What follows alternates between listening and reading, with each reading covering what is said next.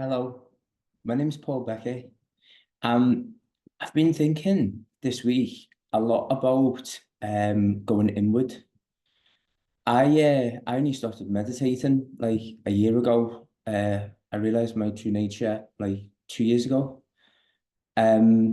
Before that, you couldn't really have told me the benefits of going inside. The difficulties still arise for me now sometimes, depending what you've engaged your mind in, sometimes it just does not want to slow down. It takes longer sometimes than others. Um, it still occurs to me, but certainly before times, I wouldn't have saw the benefit in it at all. I probably say this quite a lot, but it's only because it's been like game changing for me. It's been revolutionary for me to realize that when I go inside, I find what I need rather than going on all of these quests outside of myself for what I need, or you will tell me what I am, and when I achieve this, I will understand. But then realizing that when I go inside, things come from such an easy place, from such a place of inspiration, a place of just total ease.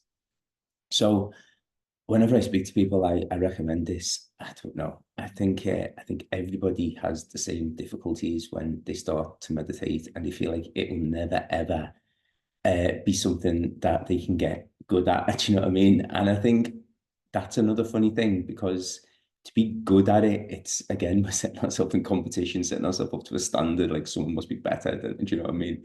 It's all of that. It's a mind game, but just giving yourself some quiet time to go inside. It doesn't matter if that's not for half an hour. It doesn't matter if that, you hear about some people doing it for hours. Well, good for them. If you can manage it for 2 minutes, 5 minutes, 10 minutes, then brilliant. Do what feels natural and what feels good for you. Don't fight yourself. What you don't want to be doing is sitting there in a state of total agitation or forcing yourself to do it because you feel like it's a good spiritual thing to do.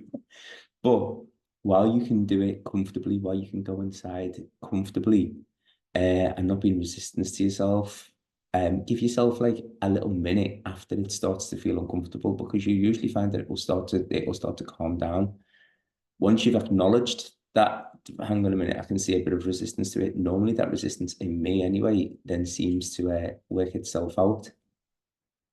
So going inside, I think, is ideal. I mean, read all the books you like, watch all the videos you like, go on all the retreats you like. But actually, I don't think there's anything that can better going inside and knowing, rather than learning, rather than acquiring information, rather than picking up all these concepts. Just this unshakable knowing that comes from when you've realized something inside, and it's all there.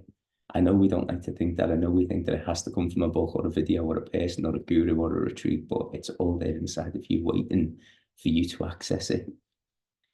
But while we are obsessed with looking outside of ourselves, which we are, which I can totally get hypnotized by still, why not make what appears to be outside work for you? So instead of focusing so much on yourself, people are like, I should be doing this. I should be thinking this about myself. I should be feeling this. Offer it. So I'll tell you what I mean by that. When I'm in the world, like I'm a teacher, I'm around hundreds of people a day. I offer them everything that I would like. And the mad thing is, I've said before, giving and receiving are completely simultaneous. The more I give, the more subconsciously, unconsciously, I don't know how you would describe it, before I accept that I have. So when I look on you as being perfect, I accept the perfection in myself. When I look on you without judgment, the fear of judgment in myself isn't present. And when I'm saying you, I'm not talking about the ego character, because listen, every ego character is fundamentally flawed. Every single one, even the nicest people that you might meet, just happen to strike a chord with your program and sits well with their program. And we've set ourselves a set of ideals as well in society. This makes us a nice person, this makes us a decent person, things like that. But ego characters are flawed because they are not the truth. the truth of what we are is the oneness. So while going inside might feel difficult, then that's okay. If you're obsessed with the outside, give to the outside. Play it at its own game. So what you give, you receive. You can only ever give to yourself.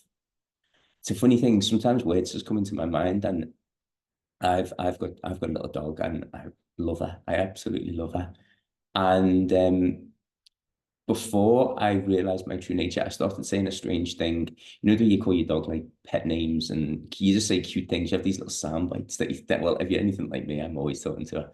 But before I realized my true nature, I started saying this really weird thing, which was while I was like kind of, getting snuggly with her and tickling her, I'd say, um, I am love, you are love, we are the same.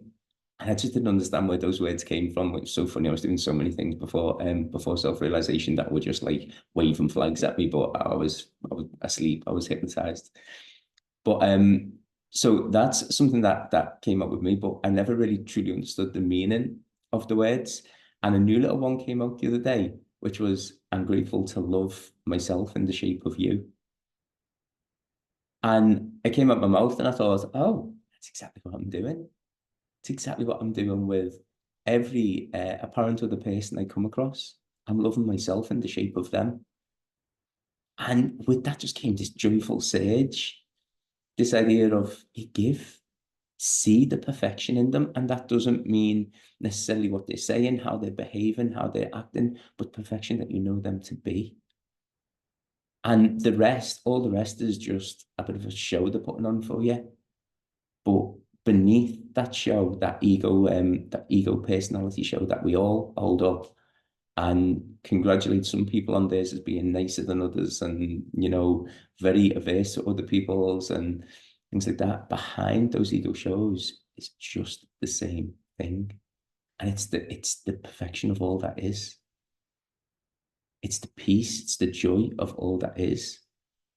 So when I'm saying kind of use your obsession with externals to your own gain, this is kind of what I mean. I'm not saying that, I'm not changing my mind on the fact that like I don't think that there's anything separate to me. But while these bodies' eyes, this body's senses still perceive that there is, then I will give everything to you that I want to receive.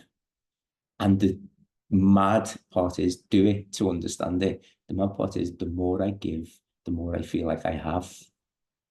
It's completely against the lack principle, the scarcity principle that we work on in this world. Whereas if I give to you, I must then be lacking what I've given. Completely on its head.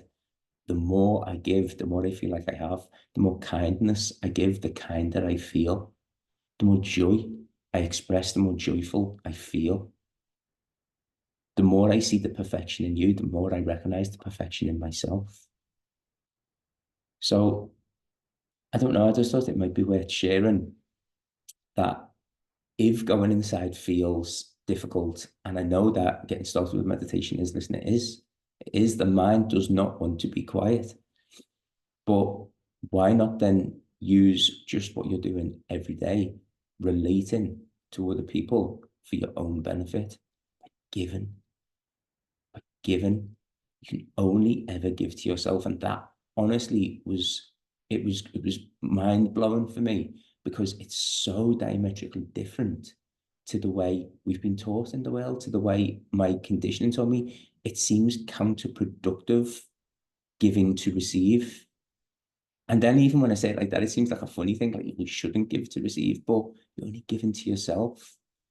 You're loving yourself in the shape of another. And as you love yourself in the shape of another, you accept that love that you're given. It's like, as you give positively like this, it just reflects right back on you. It's like, it's more to give. Giving is proof of having. So short one today, but I wanted to give you that because I think it's a really, really practical thing that everyone can be doing. I will keep on recommending that you meditate. Even if you can't, don't worry. You're in relation to all these apparent other people every single day. Animals, people, situations. Love it. Doesn't mean to say when something absolutely shit happens, you have to like spiritually bypass it and be like, oh no, this is, listen, we're living in a world of duality. Things aren't always going to be hunky-dory. Things aren't always going to work out the way you imagine they should or the way you would prefer them to. That's not what I'm talking about. I'm not talking about putting spiritual blinkers on. I'm just talking about remember that you could only ever meet what you truly are. And it's just in this apparent diversity of shapes and stories and characters. But look past that. Look past that and just wish only the best. Bless. Bless everyone you come across and accept that blessing for yourself. Have a little go at that. I think it's a really good start to going inside. Exploit what you can, what appears to be outside. And then once you start to build up this bank inside of yourself where you're like, I'm going to minute this, there's something to this, maybe going inside would be easier. Have a try. I love you. Bye.